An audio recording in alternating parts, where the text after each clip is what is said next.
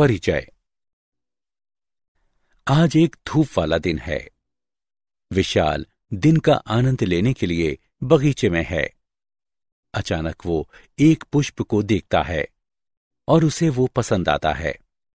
वो उसे लेने के लिए जैसे ही हाथ बढ़ाता है, लेकिन तुरंत ही अपने हाथ को पीछे खींच लेता है। उसे क्या हुआ? अब चलो थोड़ा पास से देखते हैं। जैसे ही उसने पुष्प के तने को छुआ, उस पर लगा हुआ कांटा उसे चुभ गया तथा संवेदक, जो कि त्वचा के नीचे स्थित होते हैं, उद्दीपन का पता लगाते हैं तथा ये उद्दीपन केंद्रीय तंत्रिका तंत्र को ले जाया जाता है तथा इसकी अनुक्रिया में कंकाल पेशियां सिकुड़ती जाती हैं तथा वो अपना हाथ हटा लेता है। इसलिए इस मॉड्यूल में हम तंत्रिकीय नियंत्रण एवं समन्वय के बारे में जानेंगे।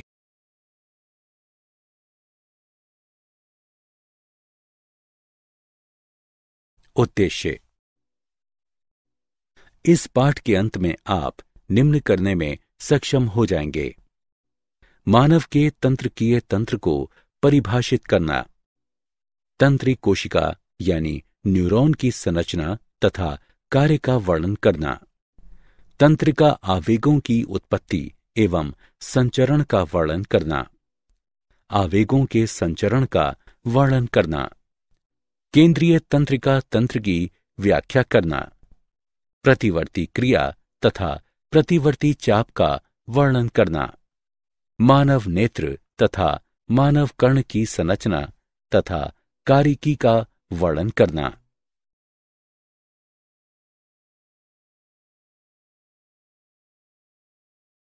तंत्रिकीय तंत्र। तंत्रिकीय तंत्र शरीर की क्रियाओं को नियंत्रित एवं समन्वयित करता है। तंत्रिक कोशिका यानी न्यूरॉन तंत्रिकीय तंत्र की संरचनात्मक एवं क्रियात्मक इकाई होती है। ये शरीर के एक भाग से अन्य भागों तक सूचनाओं को ले जाती है। कशेरुकियों में कशेरुकियों की तुलना में तंत्रिका तंत्र कम विकसित होता है तथा इनमें कुछ तंत्रिक कोशिकाएं यानी न्यूरॉन्स ही पाई जाती हैं।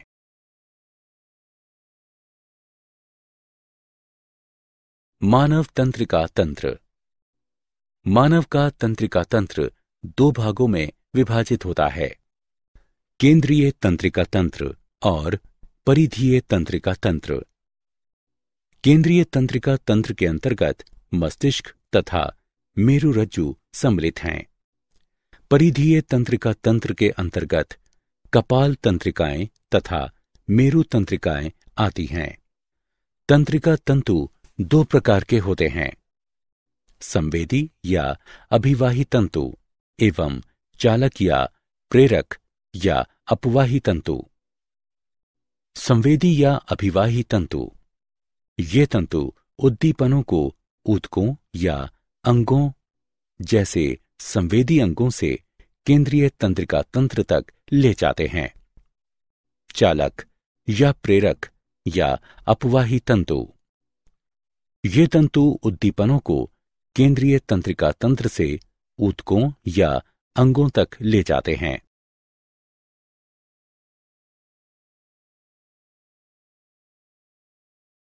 परिधीय तंत्रिका तंत्र।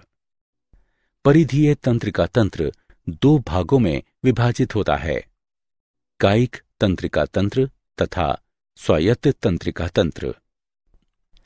कायिक तंत्रिका तंत्र उद्दीपनों को केंद्रीय तंत्रिका तंत्र से ऐच्छिक अंगों तक ले जाता है, जबकि स्वायत्त तंत्रिका तंत्र उद्दीपनों को तंत्रिका तंत्र से अनैच्छिक अंगों जैसे हृदय पेशियों तक ले जाता है। स्वायत्त तंत्रिका तंत्र पुनः दो भागों यानी अनुकंपी तंत्रिका तंत्र और परानुकंपी तंत्रिका तंत्र में वर्गीकृत किया गया है। परानुकंपी भाग कुछ कार्यों जैसे हृदय दर कम करना, प्यूपिल का निर्माण करना आदि को नियंत्रित करता है, जबकि अनुकंपी भाग इसके विपरीत प्रभाव जैसे हृदय दर बढ़ाना आदि दर्शाता है।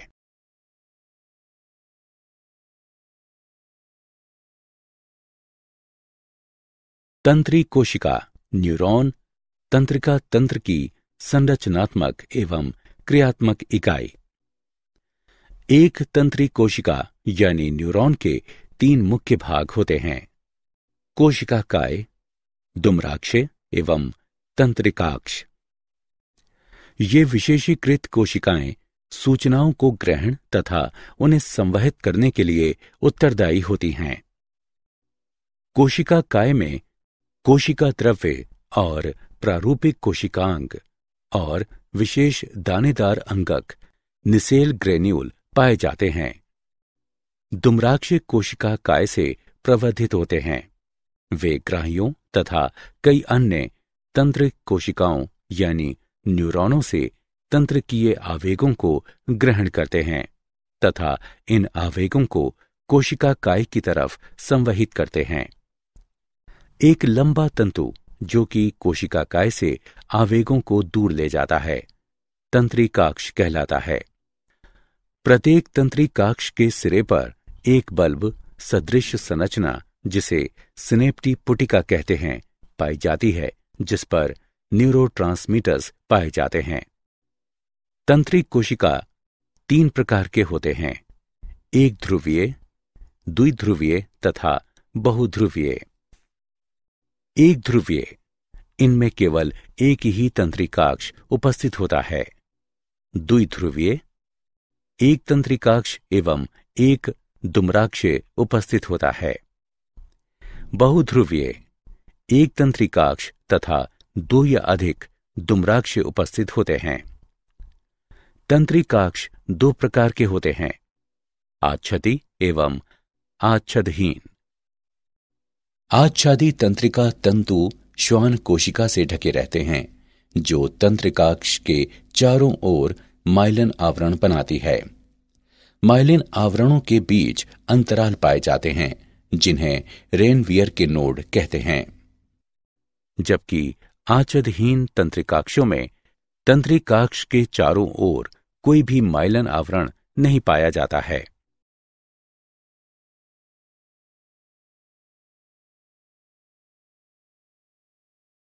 तंत्रिका आवेगों की उत्पत्ति एवं संचरण।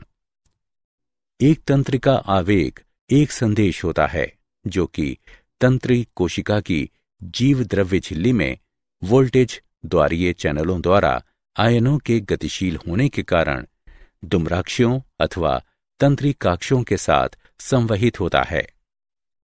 विद्युतीय विभव के कारण वोल्टेज द्वारीय चैनल खुलते तथा बंद होते हैं, जिससे हम ये निष्कर्ष निकालते हैं कि वे उनके चारों तरफ लगने वाले विद्युतीय आवेश के द्वारा प्रभावित होते हैं।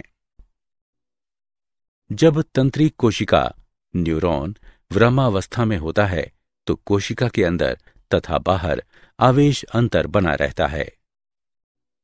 सोडियम पोटेशियम पंप के द्वारा यह आवेश निर्मित होता है तथा बना रहता है। पंप सोडियम आयनों को कोशिका के बाहर भेजता है, जबकि पोटेशियम आयनों को कोशिका में प्रवेश कराता है। जबकि अन्य चैनल कुछ पोटेशियम आयनों के प्रवाह को वापस कोशिका में भेजते हैं, जहां की सोडियम आयन खोए हुए धनात्मक आवेशों को आसानी से प्रतिस्थापित नहीं कर सकते हैं। इसका परिणाम यह है कि कोशिका के बाहर कुल धनात्मक आवेश तथा अंदर कुल ऋणात्मक आवेश होता है। कोशिका के अंदर तथा बाहर आवेश में अंतर विराम कला विभव कहलाता है।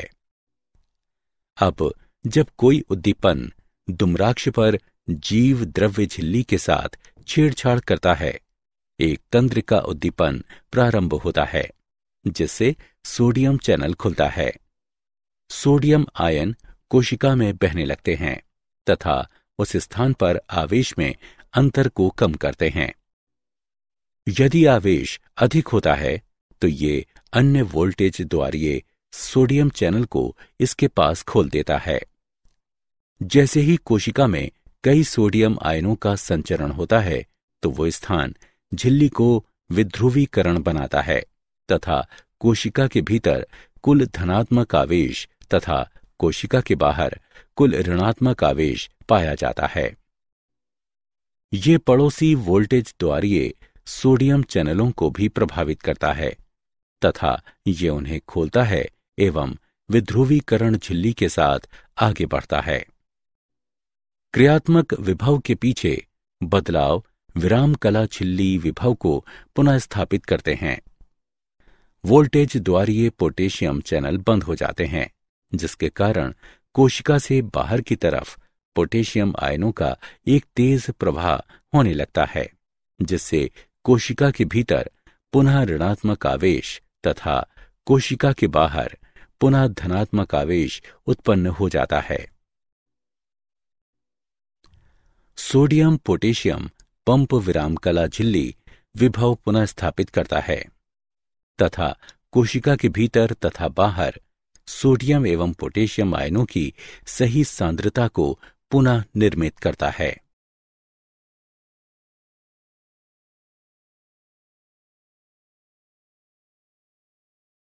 आवेगों का संचरण। दो तंत्री कोशिकाओं यानी न्यूरॉनों के मध्य एक संकेत को संचारित करने के लिए एक वैद्युतीय उद्दीपन एक सिनेप्स के ऊपर संवहित होना चाहिए। सिनेप्स एक संधि है जिसके द्वारा एक उद्दीपन एक तंत्रिकाक्ष सिरे से एक तंत्रिक कोशिका यानी न्यूरॉन तक जाता है। ये पूर्व सिनेप्टिक तथा पश्च सिनेप्टिक तंत्रिक कोशिका द्वारा बना होता है। जैसे ही क्रियात्मक विभव नीचे तंत्रिकाक्ष की तरफ जाता है तथा ये तंत्रिकाक्ष सिरे तक पहुंचता है, कैल्शियम चैनल खुल जाते हैं, जिससे कैल्शियम आयन तंत्रिक कोशिका में चले जाते हैं। इसके बाद तंत्रिक कोशिका यानी न्यूरॉन न्यूरोट्रांसमीटर्स का निर्माण करता है तथा पुटिकाओं में उन्हें संचित करता है। जैसे ही कैल्शियम पुटिकाओं से बंध जाता है, पुटिकाएं न्यूरोट्रांसमीटर को पूर्व सिनेप्टिक झिल्ली की तरफ ले जाती हैं। जब पुटिकाएं तंत्रिकाक्ष सिरा झिल्ली के संपर्क में आती हैं, तो न्यूरोट्रांसमीटर सिनेप्टिक दरार में त्याग दिया जाता है। पूर्व सिनेप्टिक तथा पश्चिम सिनेप्टिक तंत्रिक कोशिका यानी न्यूरॉन के मध्य अंतराल को सिनेप्टिक दरार कहते हैं। अब न्यूरोट्रांसमीटर सिनेप्टिक दरार से विसरित हो जाता है तथा पश्चिम सिनेप्टिक तंत्र कोशिका न्यूरॉन पर उपस्थित ग्रहियों से बंध जाता है। पश्चिम सिनेप्टिक तंत्रिक कोशिका यानी न्यूरॉन पर पाए जाने वाले ग्रहियों को सक्रिय कर देता है तथा फिर ग्राही सोडियम आयनों को सुसाध्य विसरण द्वारा तंत्रिक कोशिका में प्रवेश करने देते हैं, जिससे पश्चिम सिनेप्टिक तंत्रिक कोशिका में एक क्रियात्मक विभव उत्पन्न हो जाता है। निष्कासित न्यूरोट्रांसमीटर्स सिनेप्टिक दरार में वापस विसरित हो जाते हैं तथा पुटिकाएं कुछ न्यूरोट्रांसमीटर्स को पुनः चक्रण करती हैं।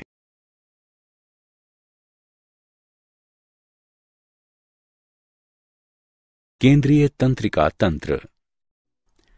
केंद्रीय तंत्रिका तंत्र तंत्रिका तंत्र का एक प्रसारण तंत्र है।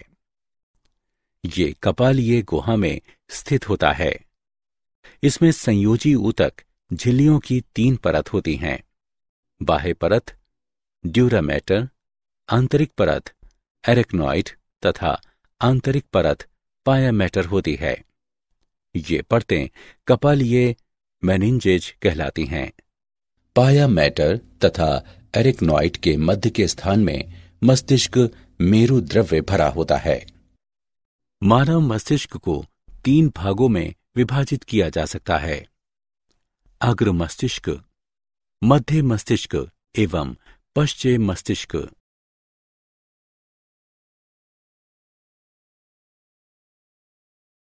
अग्र मस्तिष्क। अग्र मस्तिष्क मानव मस्तिष्क का सबसे अग्र तथा मुख्य भाग है।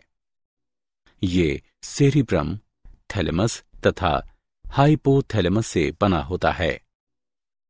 प्रमस्तिष्क बलकुट अग्र मस्तिष्क की पतली बाह्य परत बनाती है, जिसे प्रमस्तिष्क यानी सेरिब्रम कहते हैं, जिसे प्रमस्तिष्क दो भागों में बाईं तथा दाईं तरफ विभक्त होता है, जिसे प्रमस्तिष्क गोलार्ध कहते हैं।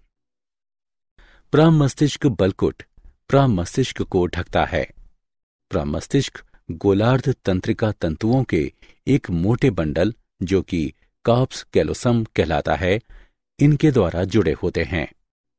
प्रमस्तिष्क बलकुट मस्तिष्क के कुल भार का 80% से अधिक होता है। ये सोचने, भाषा का प्रयोग करने आदि के लिए उत्तरदायी होता है। ये ऐच्छिक कार्यों का नियंत्रण तथा संवेदी सूचना की प्रक्रिया भी करता है।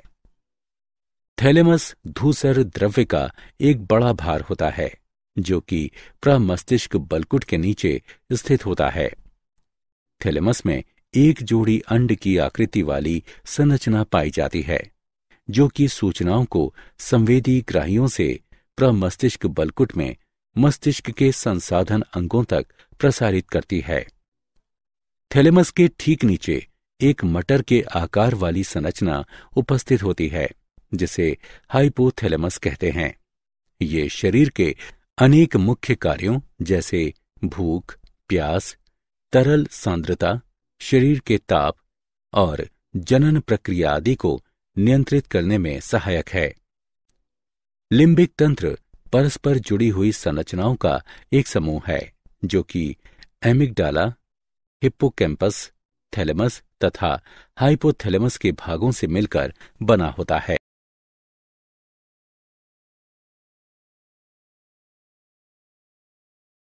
मध्य मस्तिष्क। मध्य मस्तिष्क पश्चिम मस्तिष्क के ऊपर स्थित होता है। इसमें तंत्रिका मार्ग पाया जाता है, जो कि अग्र मस्तिष्क से जुड़ा होता है। मध्य मस्तिष्क नेत्र पेशियों की स्वतः गतियों में एक महत्वपूर्ण भूमिका निभाता है। मध्य मस्तिष्क के भाग मस्तिष्क स्तंभ का निर्माण करते हैं। रेटिकुलर निर्माण तंत्री कोशिका का जाल होता है, जो कि पश्चिम मस्तिष्क से निकलता है। मध्य मस्तिष्क से होता हुआ प्रमस्तिष्क में थैलेमस तक गुजरता है। ये ध्यान, सजगता तथा लैंगिक उत्तेजना को नियंत्रित करने में महत्वपूर्ण भूमिका निभाता है।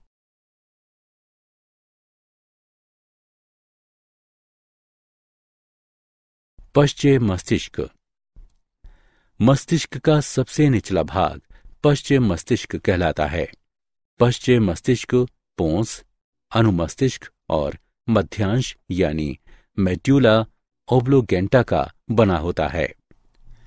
मध्यांश तथा पोस में संवेदी तंत्री कोशिकाएं यानी न्यूरॉन्स पाई जाती हैं, जो कि सूचनाओं को मेरुरज्जु से अग्र मस्तिष्क तक संवहित करते हैं। मध्यांश जीवन के दैनिक कार्यों जैसे हृदय स्पंदन तथा श्वसन को नियंत्रित करता है। पोन्स निद्रा तथा जागने की दशा को नियंत्रित करता है। मस्तिष्क स्तंभ मेरुरज्जु को मस्तिष्क के उच्च क्षेत्रों से जोड़ता है।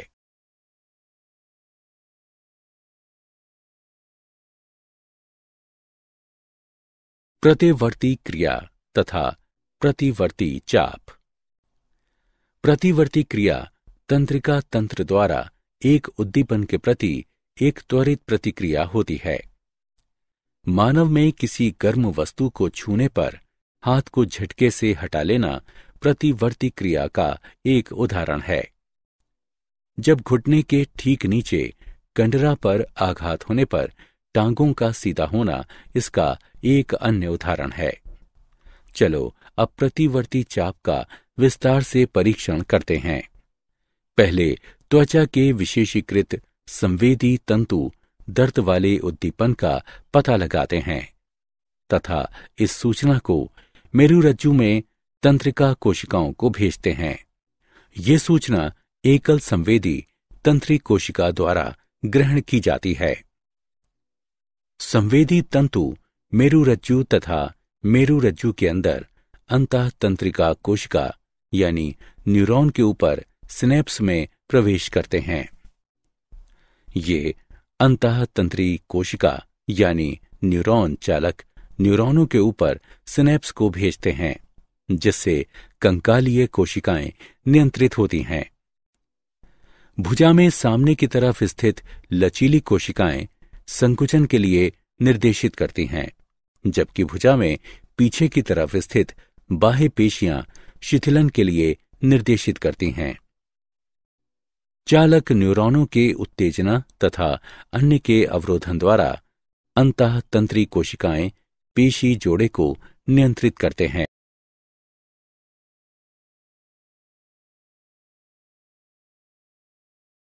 संवेदिक अभिग्रहण एवं संसाधन। नेत्र। एक जोड़ी नेत्र खोपड़ी में स्थित अस्थि गर्तिक, जिसे नेत्र कोटर कहते हैं, इनमें स्थित होते हैं। नेत्र के भाग। मानव नेत्र की भित्ति 3 परतों से मिलकर बनी होती है। बाहरी परत घने संयोजी ऊतक, जिसे स्क्लेरा यानी श्वेतपटल कहते हैं, तथा कॉर्निया की बनी होती हैं, जिसके द्वारा प्रकाश नेत्र के भीतर प्रवेश करता है।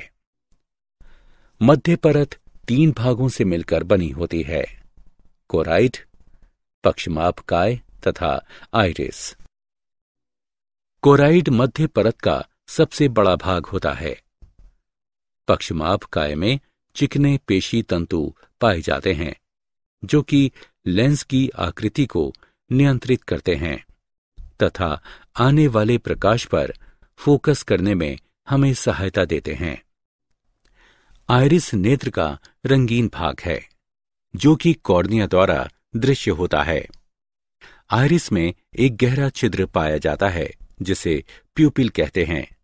ये प्रकाश को नेत्र में प्रवेश करने देता है। आइरिस की चिकनी पेशी प्यूपिल के व्यास को नियंत्रित करती है। नेत्र की सबसे आंतरिक परत रेटिना कहलाती है।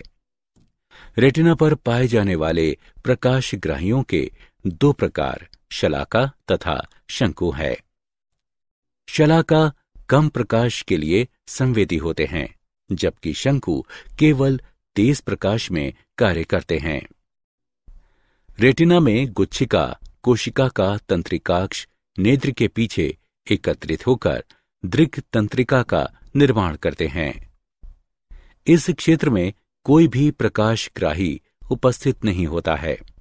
ये प्रकाश के प्रति असंवेदनशील होता है, अतः इसे अंध बिंदु कहते हैं। रेटिना के मैक्यूला में एक छोटा गर्त स्थित होता है, जिसे फोविया कहते हैं। ये फोविया पर उपस्थित लगभग सभी शंकुओं को स्पष्ट दृष्टि प्रदान करता है। कॉर्निया और लेंस के बीच की दूरी को एक्वस चैम्बर यानी जलीय कोष्ठ कहते हैं, जिसमें पतला जलीय द्रव नेत्रोद होता है। लेंस और रेटिना के बीच के रिक्त स्थान को कचाभ यानी द्रव कोष्ठ कहते हैं, और ये पारदर्शी द्रव कचाभ द्रव कहलाता है।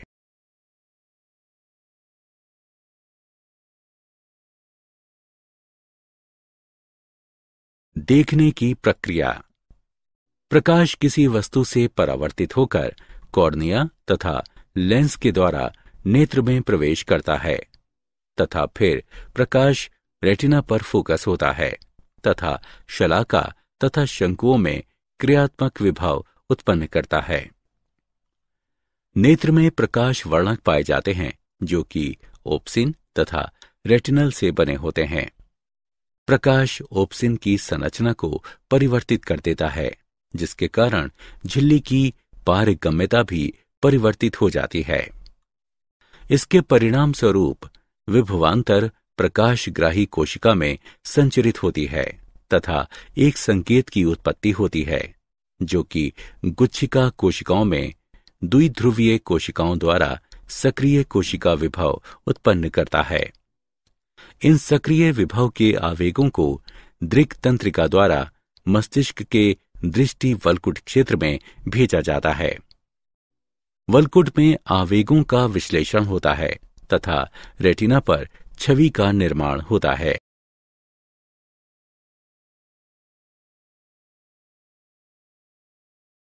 कर्ण। मानव कर्ण एक विशिष्ट अंग है।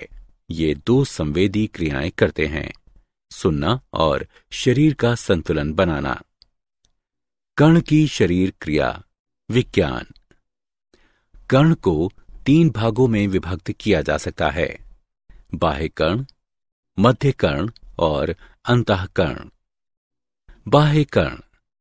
बाह्य कर्ण उपास्थि की एक अनियमित आकार के टुकड़े को ढकने वाली त्वचा, पित्रा तथा कर्णपाली से मिलकर बना होता है। बाह्य कर्ण में एक छोटी ट्यूब, बाह्य श्रवण गुहा भी पाई जाती है, जो कि ध्वनि तरंगों को मध्य कर्ण तक संचारित करती है। बाह्य श्रवण गुहा त्वचा द्वारा आस्तरित होती है, जिसमें स्वेद ग्रंथियां पाई जाती हैं, जो कि कर्ण मोम का निर्माण करती हैं। कर्ण मोम में बाह्य कण फंसे होते हैं तथा इसमें एक प्राकृतिक प्रतिजैविक पदार्थ पाया जाता है, जो कि कर्ण संक्रमण को कम करने में सहायता करता है। मध्य कर्ण। मध्य कर्ण कपाल के भीतर स्थित होता है। कर्णपटह झिल्ली मध्य श्रवण गुहा को बाह्य श्रवण गुहा से भिन्न करती है। मध्य कर्ण 3 अस्थिकाओं से बना होता है, जिन्हें मेलियस, इंकस और स्टेपीस कहते हैं। स्टेपीस कोल्किया की अंडाकार खिड़की से जुड़ी होती है। यूस्टेकियन नलिका मध्य कर्ण गुहा को फेरिक्स से जोड़ती है। यूस्टेकियन नलिका कर्ण पटह के दोनों ओर दाब को समान रखती है।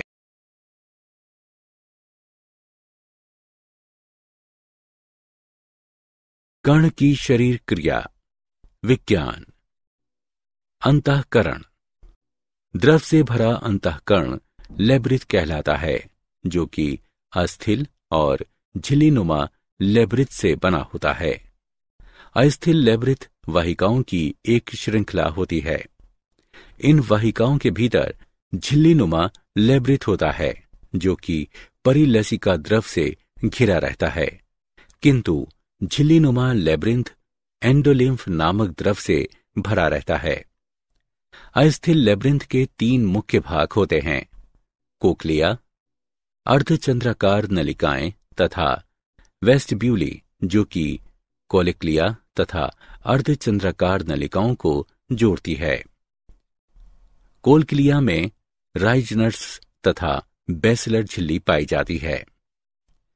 स्टेपीज के पीछे अंडाकार खिड़की पाई जाती है तथा अंतःकर्ण में बाहर की तरफ निकली हुई गोल खिड़की उपस्थित होती है। ऑर्गन ऑफ कार्टाई आधारीय झिल्ली के स्केला मीडिया पर स्थित होता है, जिसमें पाई जाने वाली रोम कोशिकाएं श्रवणग्राही के रूप में कार्य करती हैं। रोम कोशिकाओं का आधारीय भाग अभिवाही तंत्रिका तंतु के निकट संपर्क में होता है। रोम कोशिकाओं की श्रृंखला के ऊपर पतली लचीली टेक्टोरियल झिल्ली होती है। वेस्टिब्यूलर तंत्र 3 अर्धचंद्राकार नलिकाओं और ऑर्गन ऑफ ऑटोलिथ से बना होता है। प्रत्येक अर्धचंद्राकार नलिका एक दूसरे से समकोण पर भिन्न तल पर स्थित होती है। झिल्लीनुमा नलिकाएं अस्थल नलिकाओं के परिलसिका द्रव में डूबी रहती हैं। नलिका का फूला हुआ आधार भाग एम्पुला होता है, जिसमें एक उभार निकलता है, जिसे क्रिस्टा एम्पुलेरिस कहते हैं। प्रत्येक क्रिस्टा में रोम कोशिकाएं होती हैं। लघु कोश और यूट्रिकल में उभारनुमा संरचना मैक्यूला होता है।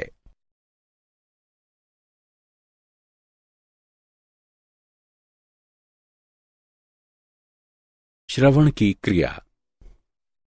ध्वनि तरंगे बाह्य कर्ण द्वारा प्रवेश करती हैं तथा कर्णपटे तक पहुंचती हैं।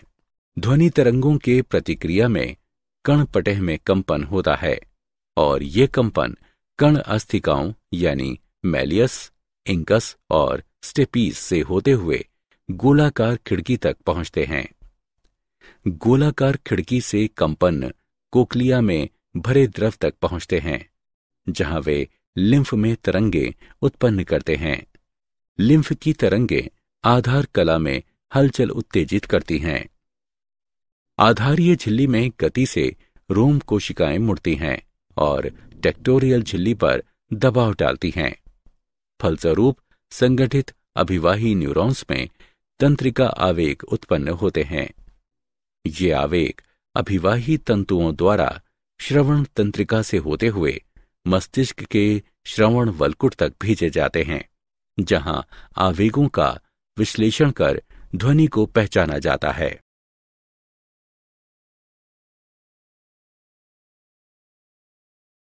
क्या आप जानते हैं, मेलियस, इंकस तथा स्टेपीस मानव शरीर की सबसे छोटी अस्थियां होती हैं तथा जन्म के समय ही ये पूर्ण आकार की होती हैं। टेम्पोरल अस्थि शरीर की सबसे घनी अस्थि होती है। मानव नेत्र प्रत्येक घंटे में 36,000 बिट्स सूचनाओं की प्रक्रिया कर सकते हैं।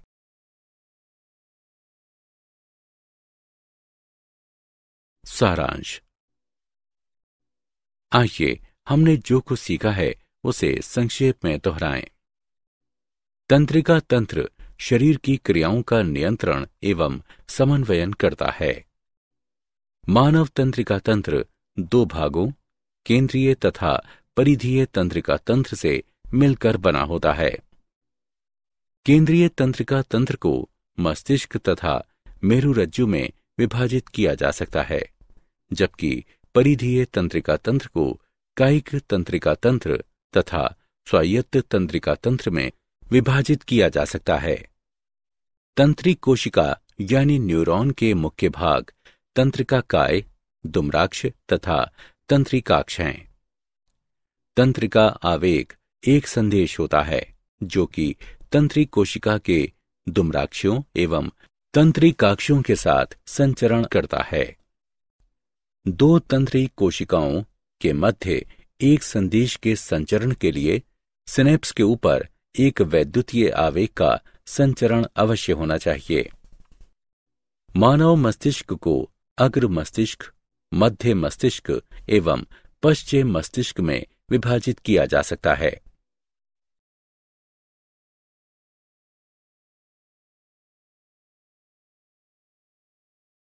अग्र मस्तिष्क मस्तिष्क का सबसे अग्रभाग होता है। ये सेरिब्रम, थैलेमस तथा हाइपोथैलेमस से बना होता है। पश्चिम मस्तिष्क पोन्स, अनुमस्तिष्क और मध्यांश यानी मेड्यूला ओब्लोगेंटा का बना होता है। प्रतिवर्ती क्रिया तंत्रिका तंत्र द्वारा एक उद्दीपन के प्रति एक त्वरित प्रतिक्रिया होती है। मानव नेत्र तथा मानव कर्ण संवेदी अंग होते हैं।